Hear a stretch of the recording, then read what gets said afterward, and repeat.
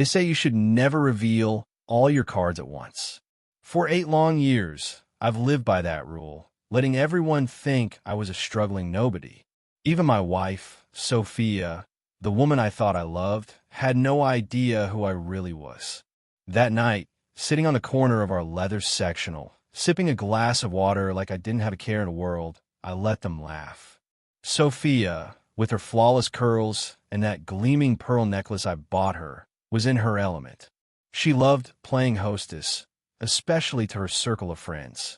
Well, I called them her entourage. They were the type who would wear designer dresses to a backyard barbecue, just to outshine one another. Tonight, they'd found their entertainment for the evening me. Daniel, sweetheart, why don't you tell them about your latest job hunt? Sophia cooed, her tone syrupy sweet, but laced with the kind of venom only she could muster.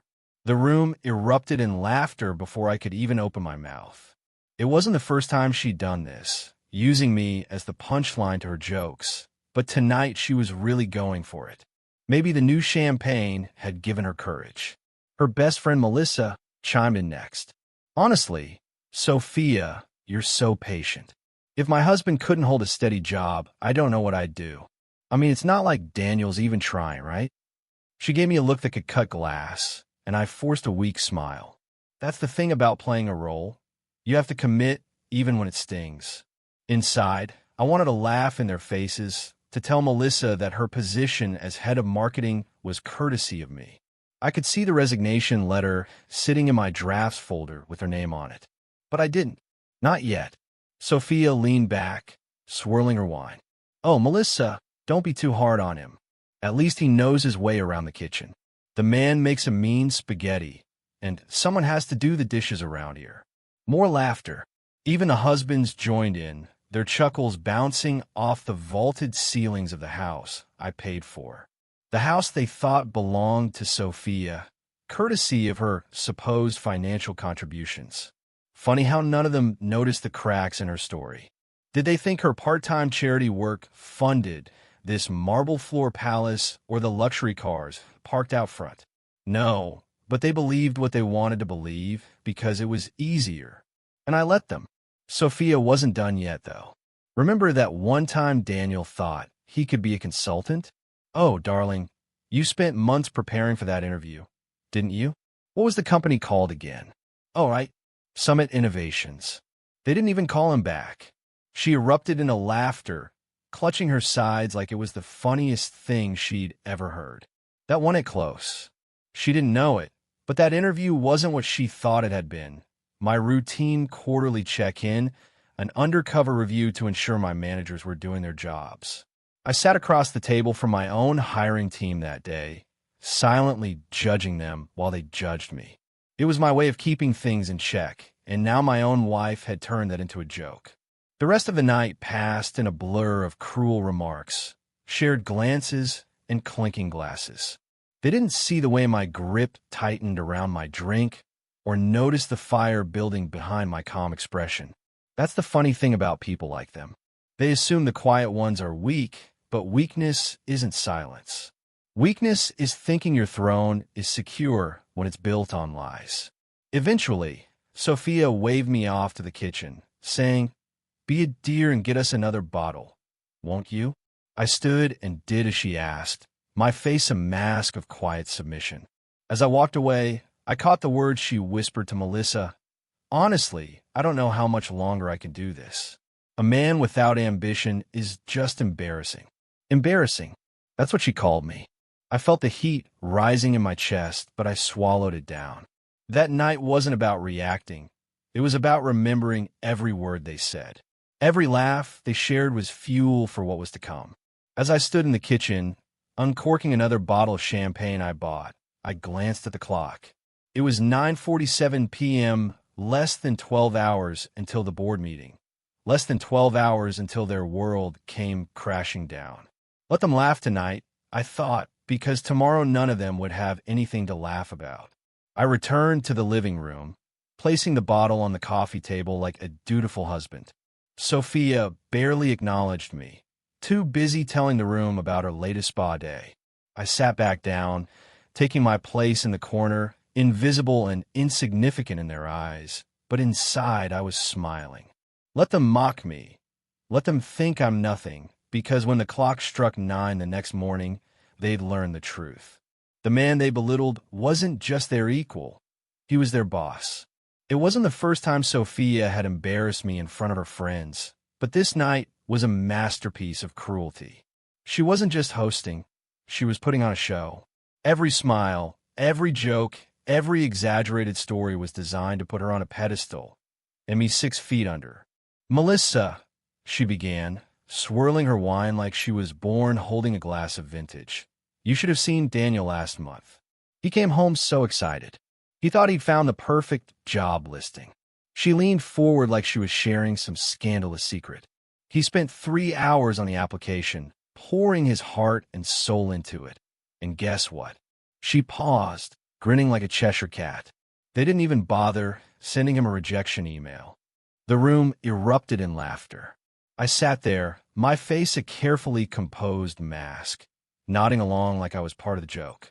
Inside, I was calculating every laugh, every insult. This wasn't just about me anymore. Sophia's friends were executives, middle management, and department heads at my company. They were the very people who prided themselves on being at the top, blind to the fact that their careers hung on the decisions of the man they were mocking. Sophia was relentless.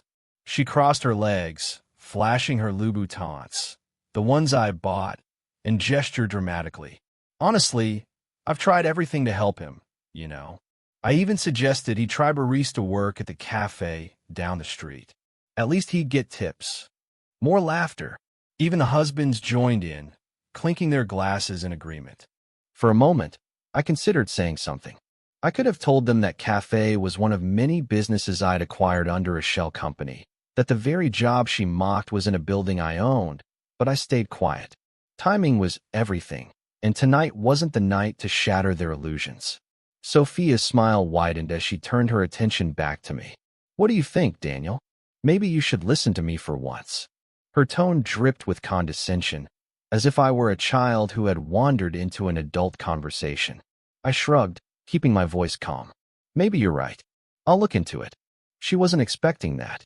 I could see it in her eyes. She thrived on conflict, loved it when I pushed back just enough to make myself look defensive. But by giving her nothing, I threw her off. Still, she recovered quickly, tossing her hair over her shoulder like a queen dismissing a servant.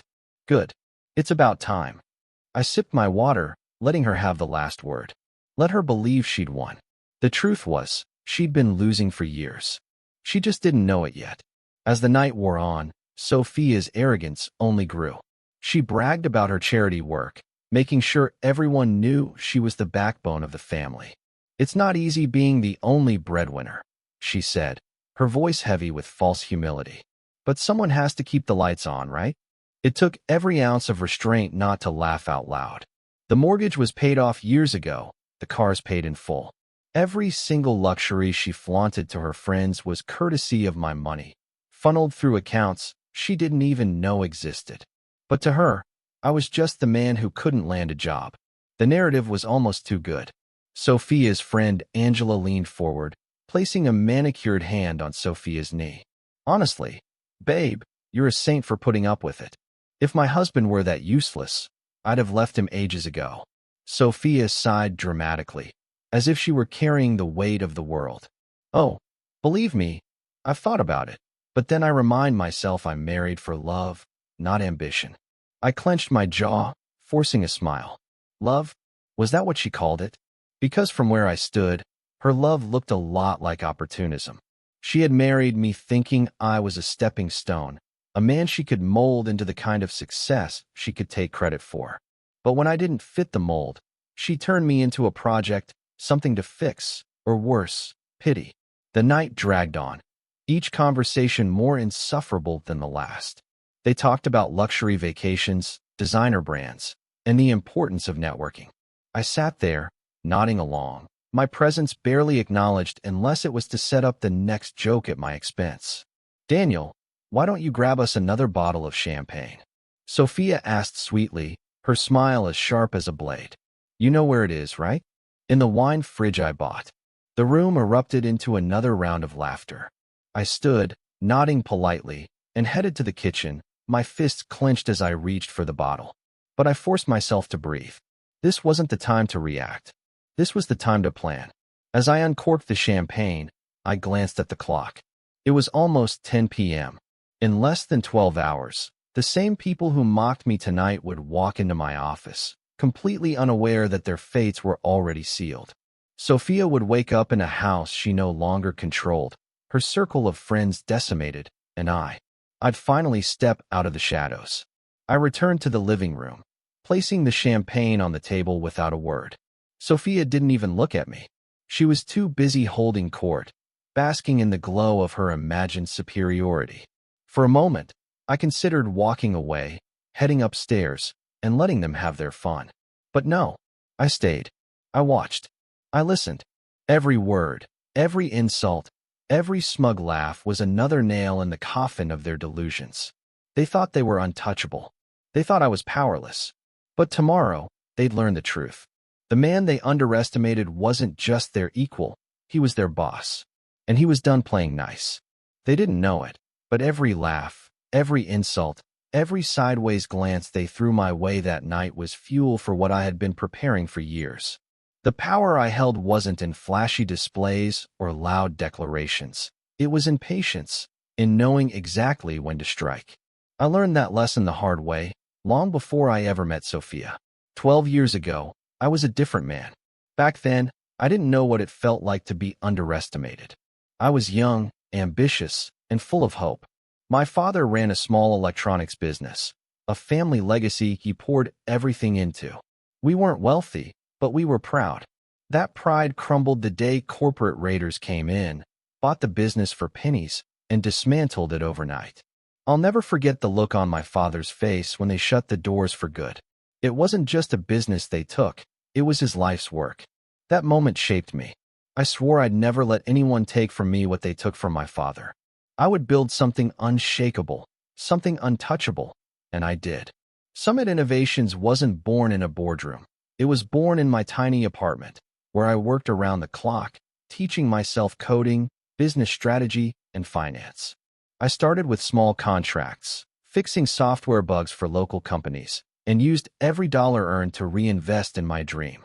By the time I was 28, Summit was growing faster than I could have imagined. By 30, it was a powerhouse. By 35, it was a global leader. But success comes with its own challenges. The bigger you get, the more vultures circle. I'd already had 3 relationships implode by the time I met Sophia. Each one ended the same way. They saw my success as a golden ticket, something they could latch onto and ride to an easier life. So when I met Sophia, I made a choice. I wouldn't let her see the real me. Not yet. When we met, I was in the middle of a corporate acquisition. I had just finalized a deal worth millions, but I walked into that charity gala dressed in a suit I'd had for years and drove a car that wouldn't have looked out of place in a used lot. Sophia caught my eye instantly. She was beautiful, confident, and magnetic. But what stood out most was how she treated me when she thought I was just a struggling consultant. She was sweet, supportive even. She told me, "You'll find your place, Daniel, just keep trying." I believed her. I thought maybe, just maybe, she was different. We dated for a year before I proposed. By the time we got married, I thought I'd made the right choice. I moved her into the house she now calls hers, though I didn't tell her I owned it outright. I let her believe we were sharing everything, that we were building a life together. I even transferred money into her account each month so she could feel like she was contributing financially. At first, she was kind, but success changes people, or more accurately, reveals them. It didn't take long for the cracks to show. Sophia's patience turned into criticism. Her kind words became thinly veiled barbs. She started using my lack of ambition as a weapon, first in private arguments, then in front of others. I could have stopped her at any time, but I didn't. Instead, I let her think she was in control. I let her believe she was the reason we had this life. I even let her spend money recklessly, knowing every dollar she flaunted came from my hard work. What she didn't know was that I was always watching. I wasn't just building a company, I was building safeguards. Every shell company, every private account, Every legal document was designed to protect what I'd built. Sophia had no idea that every extravagant vacation, every luxury car, every designer dress was paid for by Summit Innovations, funneled through accounts she couldn't trace. And she definitely didn't know that her friends, her inner circle of so-called high achievers, were my employees. Sophia's best friend Melissa was the head of marketing. Angela ran human resources. Even the husbands, with their tailored suits and smug grins, were senior executives, all hand-picked by me.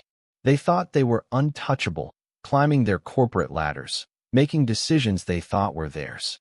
But the truth was every promotion, every project, every so-called achievement they bragged about at dinner parties was orchestrated by me. I didn't just build Summit Innovations. I controlled it. And they were pawns in a game they didn't even know they were playing. As Sophia and her friends mocked me that night, I thought about the files locked in my study upstairs, surveillance footage of drunken company events where they let their guards down, expense reports showing their misuse of company funds, recorded conversations detailing their questionable business strategies. They thought they were invincible, but they didn't realize they were being watched by someone who had planned for this moment for years. Sophia's mocking voice snapped me out of my thoughts. "Daniel, are you even listening?" she said, laughing. "Honestly, I don't know how you expect to get anywhere if you're always daydreaming." I smiled, a small, calculated smile. "You're right," I said. "I should focus more." She nodded, satisfied, not realizing how true those words were. Because while she saw me as the failure in the room, I was the one holding all the power. And tomorrow, when I walked into my own company as more than just Sophia's husband, the illusion she had built would crumble. The truth about power is simple. It's not about how loudly you speak or how much you show off. Real power is quiet. It's patient. It's waiting for the exact moment when the people who underestimate you are at their most arrogant, and then showing them who you truly are. That night, as I carried another bottle of champagne into the living room, I knew I had reached my limit. The humiliation, the laughter, the dismissive looks, it had all added up over the years. But Sophia's final jab, the one she delivered with a smug grin while her friends clinked glasses, was the spark that lit the fuse. "Honestly, I don't know how much longer I can fake this marriage," she said, her voice loud enough to cut through the laughter. "I mean, I love him, but love doesn't pay the bills. I feel like I'm raising a grown child, not married to a man." Her friends gasped, not in shock, but in mock sympathy. "You're so strong," Melissa said, placing a hand on Sophia's arm. "I don't know how you do it." "I keep telling her she deserves better," Angela added. "Someone ambitious, someone who can match her energy." I paused in the doorway, bottle in hand, listening to the chorus of agreement. My grip tightened on the neck of the champagne. I'd heard enough. Every word, every insult, every patronizing comment drilled into me, but not in the way they intended. Each jab didn't weaken me. It fortified me. I was done playing the role of the defeated husband. Tomorrow, I would end this charade. "Daniel, are you just going to stand there?" Sophia snapped, her tone sharp and impatient. "Bring it here already."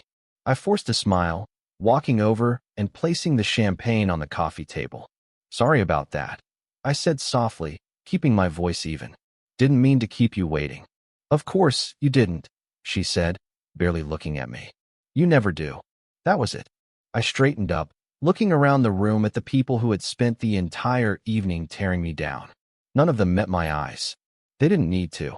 To them, I was invisible, unworthy of acknowledgement. But tomorrow, they'd be looking at me, really looking at me for the first time. "I'm going upstairs," I said, keeping my voice calm. "Big day tomorrow." Sophia didn't even glance at me. "Good luck with that," she said, already turning back to Melissa. "Maybe this time he'll land something." The words hit like a slap, but I didn't let it show. I walked upstairs to the study, closing the door softly behind me. The sound of their laughter followed me, but I blocked it out. I had more important things to focus on. Inside the study, I locked the door and sat at my desk, taking a deep breath. The calm facade I had worn all night faded away, replaced by the cold determination that had driven me for years. I opened the hidden panel behind the bookshelf, revealing my secure workspace. 3 monitors lit up, displaying live feeds from the company, financial reports, and the personal files I'd gathered on Sophia and her friends. I started with Melissa, head of marketing. She had been siphoning funds from the department for years, disguising it as event planning expenses. The receipts in my files told a different story: lavish vacations, personal shopping sprees, even a down payment on a car. It was all documented, every dollar accounted for. Angela was next. As head of HR, she had covered for executives who violated company policies, sweeping harassment complaints under the rug. Her emails, flagged by my team, were filled with thinly veiled threats to employees who dared to speak up. The husbands weren't any better. Greg, the VP of sales, had inflated quarterly figures to boost his bonuses. Scott, in operations, had been leaking proprietary information to competitors. They all thought they were untouchable, climbing their corporate ladders, making decisions they thought were theirs. But they didn't realize they were being puppeteered by someone who had planned for this night for years. And then there was Sophia, my wife, the woman who claimed to carry our marriage. She didn't work for the company directly, but she had benefited from it more than anyone. She had used my money to fund her image as a successful socialite, hosting charity events and galas, all while belittling me to anyone who would listen. But the part that stung the most was her betrayal. I had the evidence in front of me, messages exchanged with another man. Flirtations at first, then full-blown plans for weekends away. She thought I didn't know. She thought I was too blind, too weak to see what was happening right under my nose. I leaned back in my chair, staring at the screen. The weight of everything, the lies, the manipulation, the mockery, it should have crushed me, but instead, I felt a sense of clarity. I wasn't angry. Anger was too simple, too fleeting. What I felt was purpose. Tomorrow wasn't just about revenge. It was about justice. It was about taking back what was mine, about reclaiming the life and the company I had built from nothing. Sophia and her friends had spent years tearing others down, using their positions of power to enrich themselves at the expense of those beneath them. They thought they were untouchable, that their titles and connections made them invincible. But they were wrong. So very wrong. I reached for my phone, sending a message to Sarah, my most trusted executive. Everything is in place for tomorrow. Be ready. Her reply came within seconds. All set. They won't see it coming. I closed the hidden panel and leaned back, the faint hum of the monitors the only sound in the room. Downstairs, I could still hear the laughter, the clinking glasses, the sound of their arrogance echoing through the house, but it didn't bother me anymore. Let them laugh. Let them think they'd won, because tomorrow, the laughing would stop. As I sat there, I thought about my father, about the lessons he taught me after his business was destroyed. Success, he'd said, isn't about being loud. It's about being patient, about waiting for the right moment to act. And that moment was finally here. I smiled to myself, the calm before the storm settling over me. By this time tomorrow, Sophia and her friends wouldn't just see me differently. They'd finally see the truth. The man they mocked wasn't a failure, wasn't a joke. He was their boss. The morning of the reckoning began like any other, but for me, it was far from ordinary. The house was eerily quiet as I dressed in a tailored navy suit, one of the few indulgences I kept tucked away for occasions like this. Sophia was still asleep, her careless confidence evident in the way she sprawled across the bed, oblivious to what was coming. For years, I'd let her believe she was in control, but today, I was taking it all back. At exactly 6 a.m., I left the house, stepping into a black town car waiting outside. My driver, Charles, nodded as I slid into the back seat. He didn't ask questions, he never did. But there was a flicker of curiosity in his eyes when he noticed my unusually polished demeanor. To Summit headquarters, I said simply. He nodded and pulled away, the hum of the engine steadying my nerves.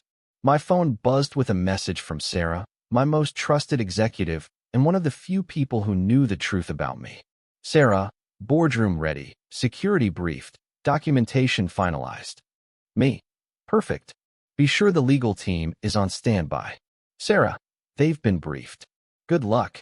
Luck wasn't a factor anymore. Everything had been meticulously planned, every detail accounted for. I leaned back in my seat, watching the city wake up around me. It was almost poetic, the world going about its business, unaware that in a few hours, 5 people's lives would be irreversibly changed. When I arrived at the office, I entered through the private service entrance. It was one of many perks that came with being the CEO of Summit Innovations, though no one had ever seen me use it. That's how I liked it, staying in the shadows, observing from a distance, letting my carefully chosen executives think they were running the show. But today, I wasn't staying in the shadows. Sarah was waiting for me in the security office. She handed me a visitor's badge with a faint smirk. Angela Martinez, it read, the fake name I used whenever I needed to go undercover within my own company. Everything is set, she said, motioning to the monitors displaying live feeds from various parts of the building. Your wife's friends are already here. Morning meetings are underway. I glanced at the screens, watching as Melissa, Angela, Greg, and Scott arrived one by one, laughing and chatting as if it were just another day. They had no idea what awaited them. Make sure the security team knows not to intervene unless instructed, I said. I don't want any disruptions. Sarah nodded. Understood. What about your wife, Sophia? My stomach tightened at the thought of her. She wasn't part of the corporate takedown, not directly, but what I had planned for her was just as thorough.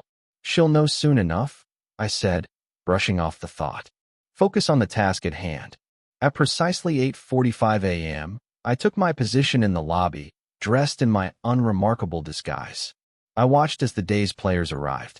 Bree walked in first, her head held high, barking orders into her phone. Angela followed closely behind, pausing to greet the receptionist with a hollow smile. Greg and Scott arrived together, laughing about a round of golf they played the weekend before. They didn't notice me, sitting there, flipping through a copy of Summit's annual report like a nervous job candidate. That was the beauty of staying invisible. They never looked twice. At 9 a.m. sharp, I made my way to the HR floor for my interview. It was a charade, of course, a test of how deeply the rot had spread. I wanted to see firsthand how my own hiring process had been corrupted under their leadership. Thomas, the HR representative, greeted me with a thin smile, clearly disinterested. This will be a quick assessment, he said, leading me into a small conference room. Just a few basic skills tests and a short interview. The skills test was almost laughable in its simplicity.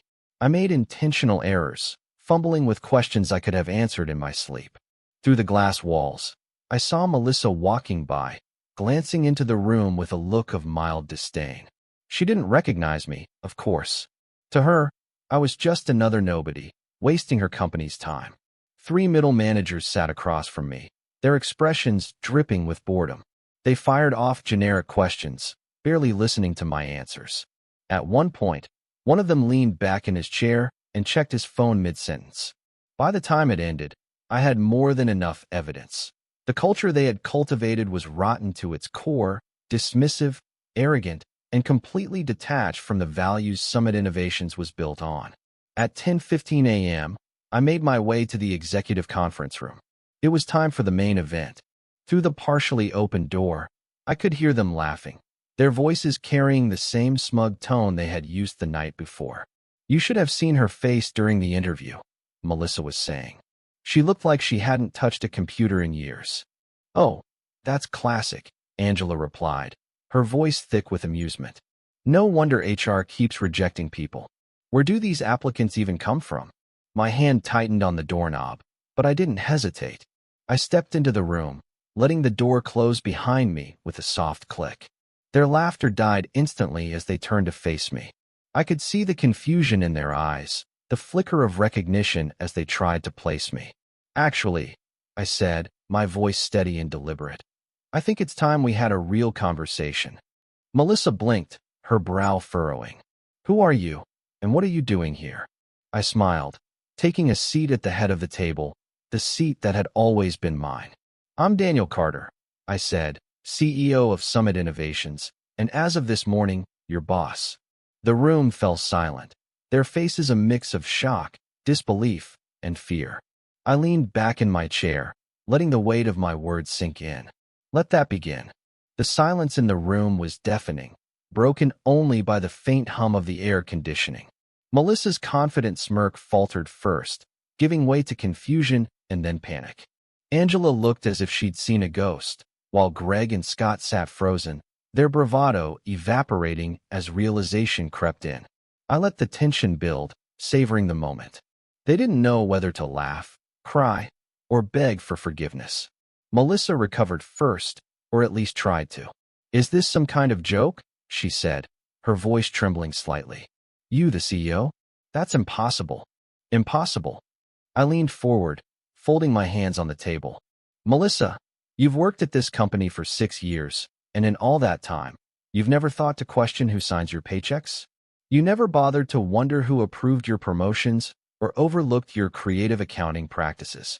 Let me assure you, it's not only possible, it's the truth." I pulled out my phone and tapped the screen. Instantly, the monitors on the walls flickered to life, displaying Summit Innovations' original incorporation documents. There, in bold print, was my name, Daniel Carter, founder and CEO. Beneath it was my photo, a younger version of me smiling confidently, the same man who now sat at the head of the table, watching their world crumble. "I built this company from the ground up," I said, my voice steady but sharp, "long before any of you were here. Every policy, every division, every success you've taken credit for, it all started with me." Angela's mouth opened and closed like a fish out of water. But you're," she stammered, struggling to find the words. "A nobody," I finished for her. "A man who couldn't even land an entry-level position. That's what you all thought, isn't it? That I was just Sophia's failure of a husband, clinging to the scraps of her so-called success." Greg finally found his voice, though it was shaky at best. This has to be a mistake. There's no way you've been running things. We would have known. Would you?" I raised an eyebrow, tapping my phone again. The monitors now displayed a series of emails, financial reports, and surveillance footage. Each file was damning, a testament to their years of misconduct. "You were too busy inflating sales figures, covering up harassment complaints, and funneling company money into your personal accounts to notice who was really in charge." Scott, usually the loudest of the group, sat pale and silent. I turned my attention to him. "Scott, tell me, how's your golf game? Still playing on company time, using the Summit corporate card to cover your rounds?" His jaw dropped, but no words came out. "And Greg," I continued, turning to the man next to him, "those quarterly sales bonuses you've been bragging about at every dinner party, they're based on fraudulent reports. I have every fabricated number right here. Would you like me to show the board?" Greg slumped in his chair, his hands covering his face. Angela tried a different tactic. "Look, Daniel, Mr. Carter, this has been a misunderstanding. I've always respected you, I mean the company, and if there's anything we can do to fix this." I cut her off with a cold smile. "Fix it, Angela? You've spent years burying complaints, silencing employees, and fostering a toxic culture. You didn't respect anything except your own comfort." Melissa, ever the opportunist, leaned forward, her tone pleading. "Daniel, we didn't know. If we'd known, we never would have." "Mocked me," I said, my voice rising slightly. "Laughed at me, treated me like dirt in my own house." I stood, planting my hands firmly on the table. "Ignorance isn't an excuse. You didn't know because you didn't care to know. You thought I was beneath you, and now you'll face the consequences." I tapped my phone one last time, and the screen behind me changed again. This time, it displayed their termination letters, each one signed and dated effective immediately. "You're all fired. Your access to company accounts and systems has been revoked. Security is waiting outside to escort you off the premises." No, Greg muttered, shaking his head. "You can't do this." I locked eyes with him. "I just did." Angela stood abruptly, her chair screeching against the floor. "This is outrageous. We'll sue." "You'll what?" I snapped, cutting her off. "Sue me for firing you with cause? For exposing the fraud, the theft, the harassment you've swept under the rug? Be my guest, Angela. But I promise you, I have more evidence than you have excuses." The door opened, and 2 security guards stepped inside. "Take them to HR for their exit interviews," I said, my tone icy. "Make sure they understand the terms of their severance, or lack thereof." One by one, they stood, their confidence shattered. Melissa glared at me as if her anger could undo everything. Angela looked like she was holding back tears. Greg and Scott shuffled out without a word, their heads hanging low. Just as they reached the door, I called out, "Oh, and one more thing." They turned to face me, hope flickering in their eyes. "Don't bother reaching out to competitors. Your non-compete agreements are still in effect, and trust me, I'll be watching." The guards escorted them out, and the door closed behind them with a satisfying finality. For a moment, the room was silent again. I let out a slow breath, the weight of years lifting off my shoulders. Sarah entered moments later, her tablet in hand. "Well," she said, her tone neutral but her eyes gleaming with satisfaction. "That went about as expected." "Good," I replied, straightening my suit. "Now let's prepare for the board meeting. There's still work to do."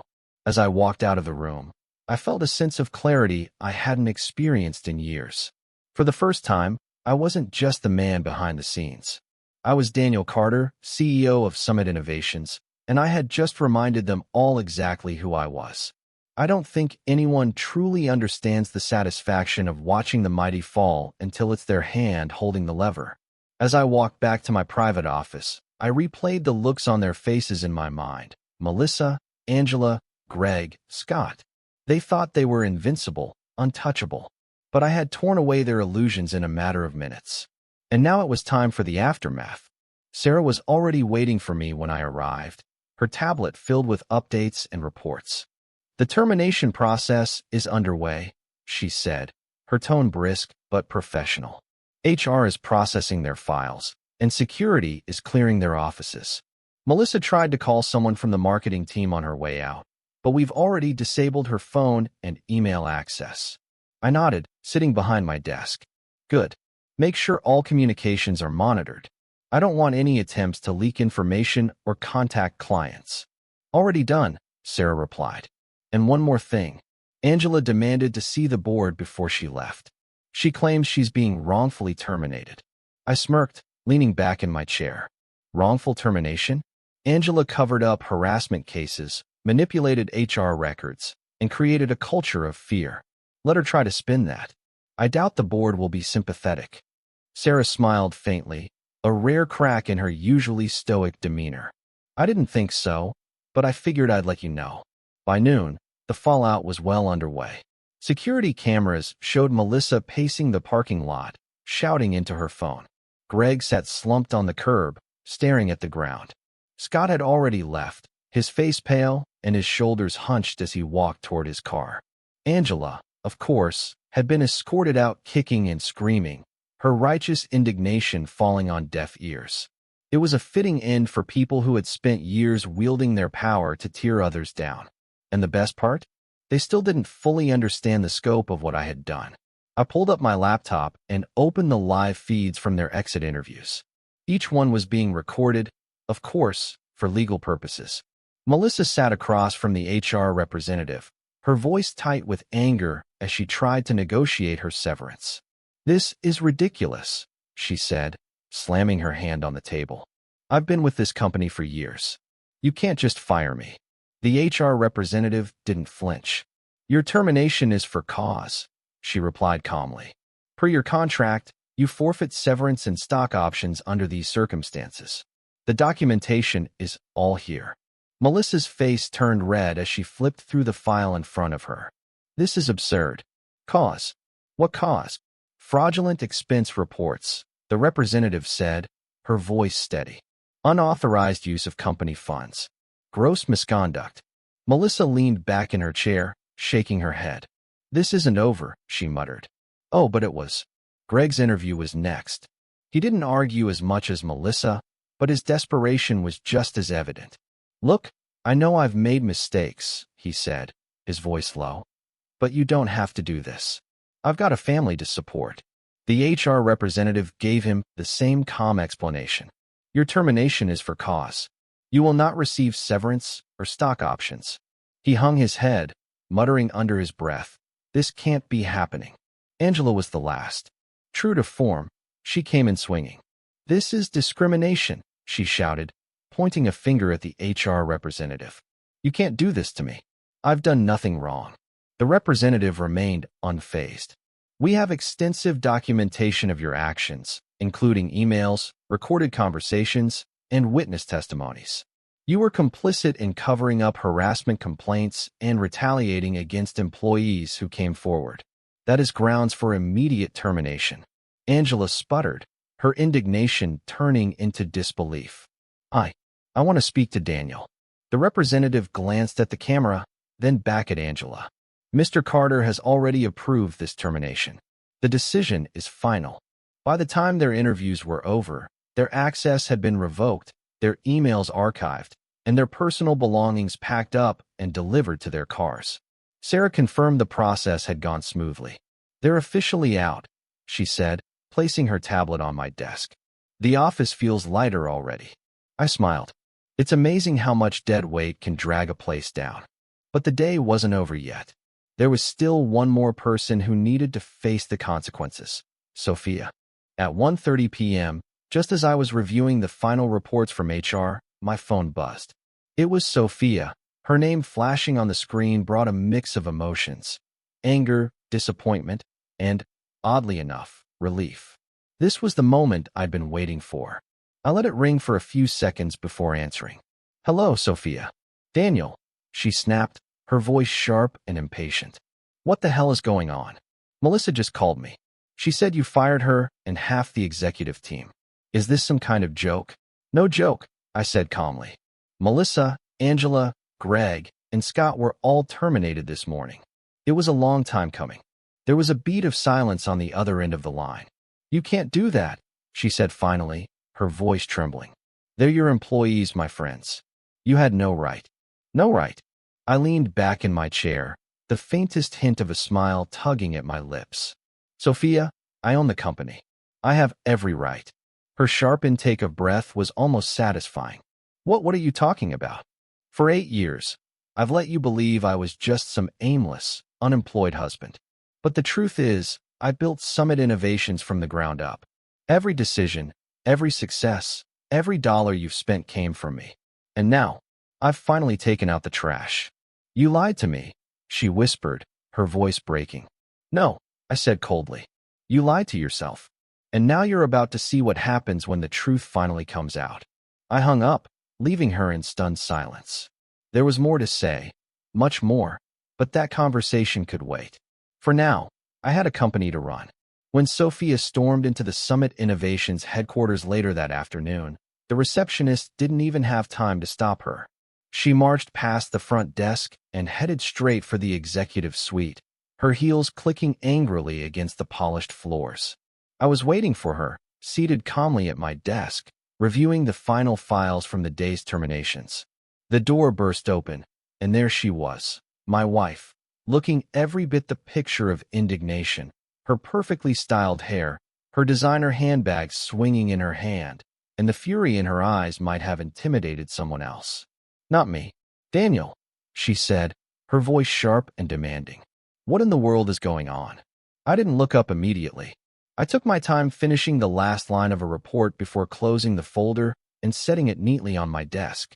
When I finally met her gaze, I spoke with deliberate calmness. Good afternoon, Sophia. What brings you here? What brings me here? She repeated, her voice rising. I just got a call from Melissa, crying hysterically, telling me you fired her, and Angela, and Greg, and Scott. You've lost your mind. I leaned back in my chair, steepling my fingers. Have I? Or have I finally decided to clean up the mess they've made of my company? Sophia blinked, caught off guard by the words. Your company? She scoffed, shaking her head. What are you talking about? Summit isn't yours. It is, I said, my voice steady. It always has been. For a moment, she was silent, the weight of my statement sinking in. Then she laughed, a bitter, disbelieving sound. This is some kind of joke, right? You're trying to what, scare me? Humiliate me. I stood, walking around the desk and stopping just a few feet from her. Do you remember the house we live in, Sophia? The one you've always called our home. I paid for it outright. And the cars, the trips, the charity galas, you thought your part-time work covered all that, no? Every luxury you've ever flaunted was funded by Summit Innovations, my company. Her face paled, and her hand tightened around her handbag. You're lying. Am I? I walked back to my desk and tapped a button on my laptop. The monitor on the wall behind me lit up, displaying the incorporation documents for Summit Innovations, complete with my name as founder and CEO. You've been living off my success for years, Sophia. And while you were busy mocking me, I was busy building an empire. She stared at the screen, her mouth opening and closing as if she wanted to say something but couldn't find the words. You lied to me, she finally whispered, her voice trembling. I didn't lie, I said coldly. I let you believe what you wanted to believe. You saw what you wanted to see, a man you could pity, control, and belittle.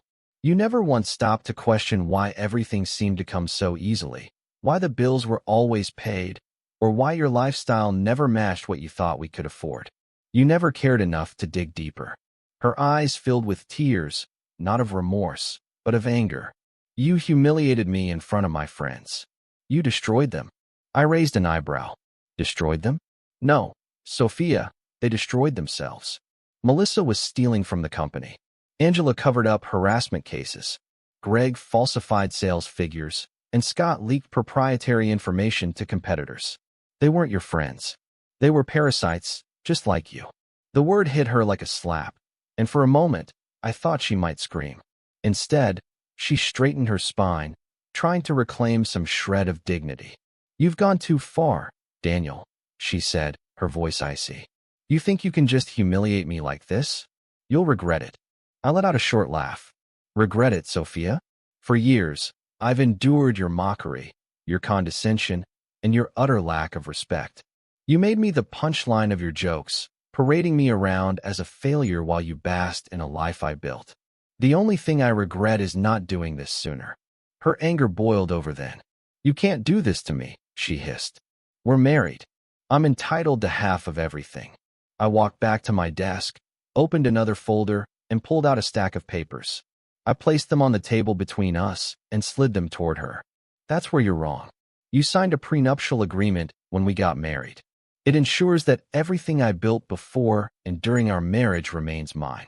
Your entitlement ends today. She stared at the papers, her hands trembling. You're divorcing me? She whispered. I am, I said without hesitation. And before you even think about contesting it, know this. I've already spoken to the best divorce attorneys in the city. None of them will take your case. Your access to the joint account has been revoked, and your spending spree stops now. Her face crumpled as the reality of her situation set in. Daniel, please, she said, her voice breaking. I held up a hand, cutting her off. Save it. Your crocodile tears won't work on me anymore, Sophia. For years, I gave you everything, more than you deserved, and you repaid me with mockery and betrayal. I'm done. She stood there, stunned and silent, as I opened the door. Security will escort you out, I said, motioning to the two guards waiting outside. Take whatever dignity you have left and leave. Daniel, she said softly, her voice barely above a whisper. I didn't mean. Goodbye, Sophia, I said, turning back to my desk, and good luck. You'll need it. As the door closed behind her, I felt a strange sense of relief. For the first time in years, I was free from her manipulations, her lies, and her cruelty. I had reclaimed my life, my company, and my self-respect. Sophia's downfall wasn't just the end of a toxic marriage. It was the beginning of a new chapter for me. And as I sat back in my chair, watching the sun set over the city skyline, I knew that this was only the start. The day after Sophia's departure, the atmosphere at Summit Innovations was electric. The toxic fog that had lingered for years was gone, replaced by a sense of hope and renewal. As I walked into the office that morning, employees stopped to greet me, not with the stiff politeness reserved for their supposed CEO's husband, but with genuine smiles and nods of respect. For the first time, they were seeing me for who I truly was, the man who had built this company from nothing. Sarah met me at my office, her ever-present tablet in hand. We finalized the reorganization plans, she said, her voice steady but with a hint of excitement. The departments affected by Melissa, Angela, Greg, and Scott are already seeing improvements. Productivity is up 25% in some areas. Good, good. I replied, taking the tablet from her and scanning the data. What about the employees who left because of them? Any word? We've reached out to everyone who filed complaints or resigned due to harassment or discrimination, Sarah said. 12 have already accepted reinstatement offers. The others are considering it. Make sure they know they'll be walking into a very different environment, I said. I want them to feel safe here, valued. Sarah nodded, a faint smile tugging at her lips. Understood.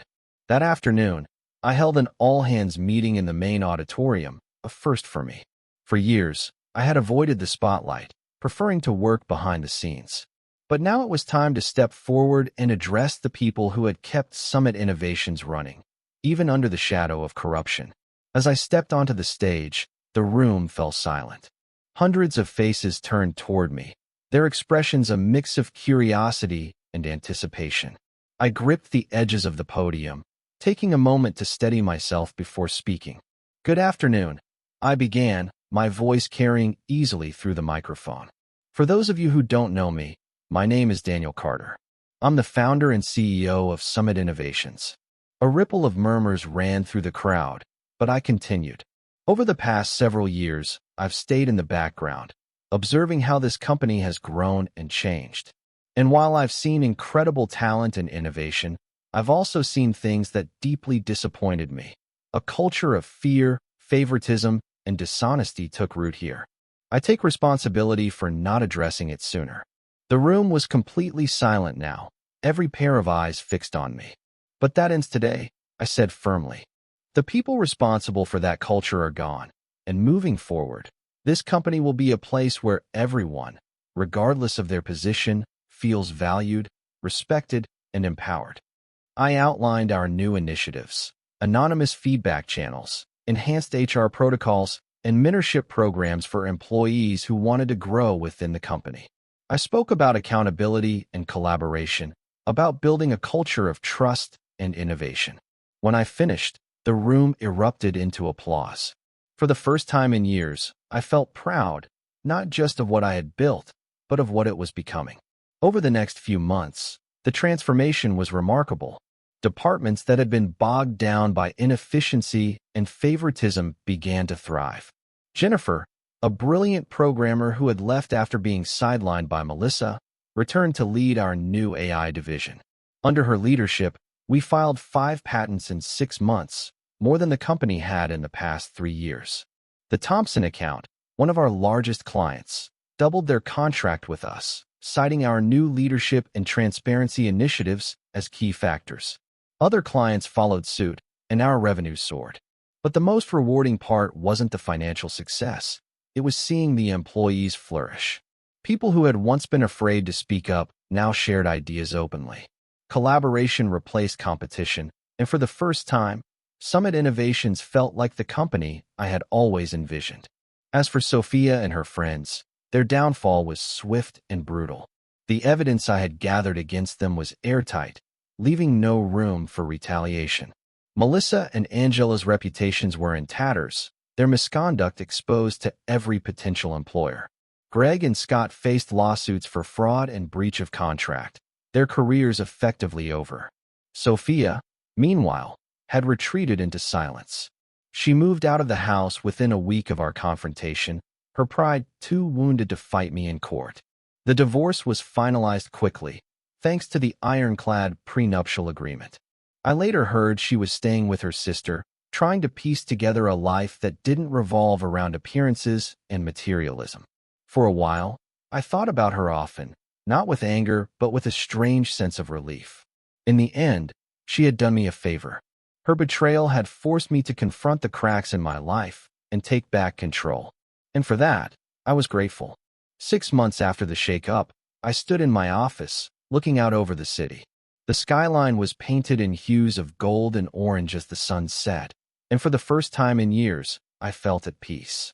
Sarah knocked lightly on the door before stepping in, final numbers in hand.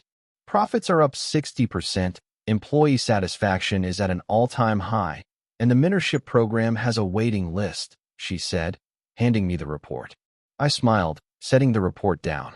It's amazing what people can accomplish when you get rid of the dead weight. Sarah chuckled softly. There's one more thing, she said. The press is still asking for an interview.